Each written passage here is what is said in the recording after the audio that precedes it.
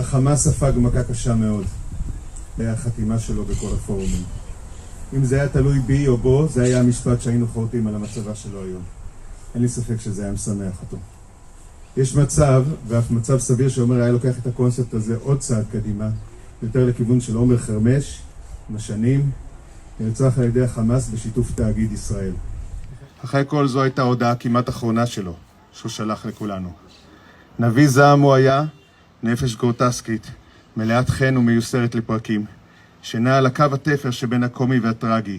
היה קל לפתור אותו כתימוני, קיצוני, אובססיבי, כל זה נכון, אבל תמיד היה שם גרעין עקשן של אמת, של ראייה חדה ורב-מימדית, של רגישות ויכולת נדירה לחוש את הרבדים העדינים יותר של המציאות, של אינטואיציה וחשיבה מקורית, של כנות כואבת ומשעשעת, של תחושה שגם ככה הוא עוד רגע לא פה, אז מה כבר יש לו להפסיד או להסתיר או להתבייש. הישירות שלו הייתה לפרקים מטרידה, ובד בבד מעוררת השתאות והערצה אצל רבים.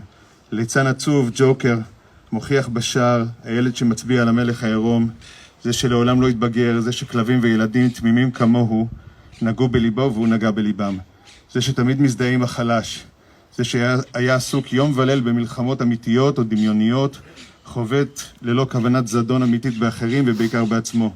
שובר שיאי ציניות, מרירות, כנות והומור, חי על זמן שאול, אדיש לגורלו, ניזון מכאוס, צדקנות ומאהבת חברה ומשפחתו. ליבו היה תם וישר ועדין, ופגיע. ליבו בקושי עמד לנוכח 3 השנים האחרונות. הוא יותר ויותר הסתגר בין 4 קירות בחברת עצמו, התקליטים והשחטות. העולם נהיה מקום פחות ופחות נחמד לרגישים, לאינדיבידואלים, ההליכה בתלם וההקשבה לממונים נהייתה התורה שבעל פה. ועומר הפנה עורף לכל זה. הוא לא חבש מסכה רק כי אפצ'י זה הפצצת אטום החדשה.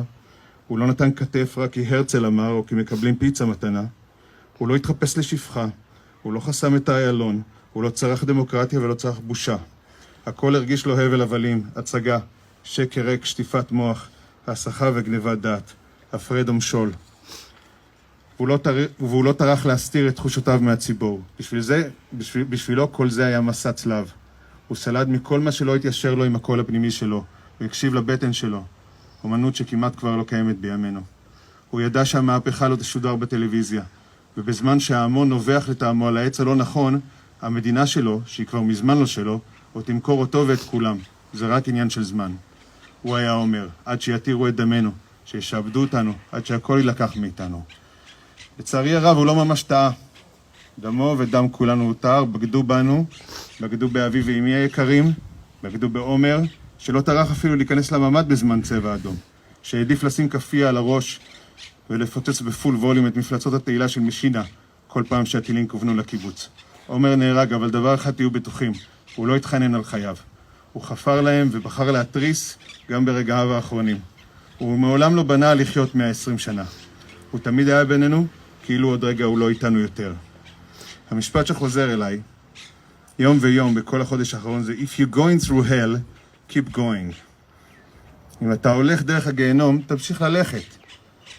אז כולנו איכשהו כאן יחד, going through hell. לפחות על זה כולנו יכולים להסכים. אנחנו הולכים בקושי, מדדים דרך גיא צלמוות הזה. כולנו כאן, יקירנו המתים איתנו, מרחפים מעלינו, לא ממהרים להיפרד. כמו גם אהובינו החטופים, כמו גם חברינו הפצועים בגוף, כמו גם כולנו אנו, כל אחד מאיתנו. החיים המתים. מסתובבים הלומים, שרוטים בנשמה, מתקשים להקל. הגוף כבד, שכבות של קרח סביב ליבנו השבור. נעים בין ייאוש לכאב, לזעם, לאדישות וחוזר חלילה. על הקצה, ללא בית, עקורים. כל יום מרגיש כמו שנה, אנחנו נתלים בהבלחות נדירות של חסד, בחיוך של ילד, בעזרת חבר, בנוכחותם של אלה שניצלו, ברגעים קטנים של הומור שחור, ברבע הכוס המלאה. מיליונים של בני אנוש מתהלכים סעורים מוכי הלם, כאן וגם בעזה. נאנסים לקחת חלק במשחק הדמים הנורא הזה של כוחות השחור, חלום בלהות, הולכים כצאן לטבח על ידי שליטים נבזים שלא ברא השטן. לא מעכלים ענייה מהחיים ואיך ממשיכים הלאה מכאן. בנוסף לזה, בנקודת מבטי, שמה, באנגליה, האנושות בשיאה. שאר העולם סביבנו בוחר צעד, מריע, מקלל, מפגין, מעלה טיעונים בעד ונגד, מלבה את האש, את השנאה, הפירוד והנקמה, מוסת על ידי התקשורת. כאילו כולם צופים באיזה משחק כדורגל מעוות. ועכשיו, מי האמין? מי פילל? גם לנו יש שואה משלנו.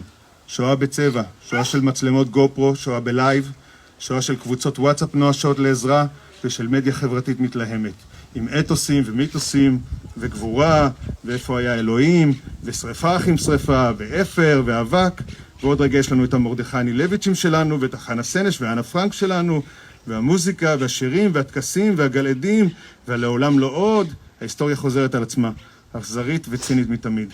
ההיסטוריה מבשלת לנו שואה עם טעם של פעם, אבל עם טוויסט מודרני. שואה 2.0 אם תרצו. שואה מטעם. שואה הומייד. שואה של שיתוף פעולה מלא בין כל כוחות האופל מחוץ וכוחות הרשע והרוע מבית. בנינו ובנותינו נשחטו באכזריות שהלב לא יכול לשאת. עוד רגע יעבור לו ההלם והיגון הראשוני. אז העצב העמוק יכה שורש. הריקנות תיכנס בדלת הקדמית ואחריה הזעם. זעמה של אם שאיבדה את ילדיה. זעמם של יתומים. זעם שהארץ הזאת אולי טרם ראתה. דור חדש יקום. קולותיו כבר נשמעים, קולות יציבים ונחושים. קולות שיזעקו את דם אחינו ואחיתנו עד שהארץ תירד ותהפוך פניה, עד שכל שליט ובעל עמדה שבגד באנשים ישלם את המחיר, עד שנקי את כולם מקרבנו. אחד אחד נחקור אותם ולא נרפה. איפה הייתם 8 שעות? מישהו בקיבוץ אמר לי 12.